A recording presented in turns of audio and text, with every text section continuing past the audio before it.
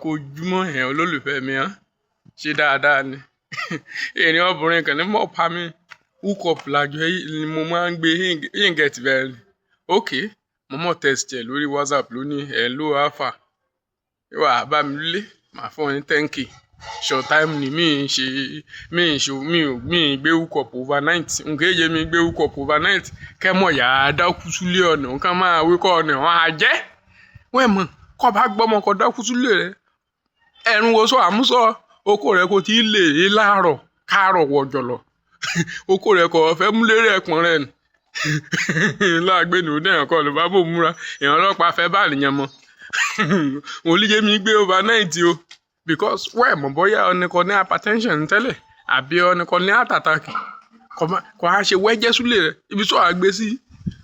wàláì eré máa bẹ́ jáde màá búra bákẹ́tì gbélé orí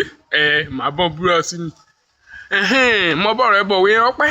kì mọ́ mọ́ gbọ́mọ ní kì mọ́ mọ́ obìnrin test ọmọdé ló alpha náà ṣé wàá bá mi lé ó ní I have given my life to Christ ìjàre ṣé ayé rẹ̀ mọ́ mo need èmi ṣe mọ́ mo fẹ́ bọ̀ sùn kí mi lè fún lé rẹ̀ kò dédé wí I give my life to Christ kí ló kàn mí bẹ̀ kí ló kàn mí pẹ̀lú life and Christ àbí nothing concern me now àbí anyway kí mi kí inú rẹ̀ ikú gbádùn rí o.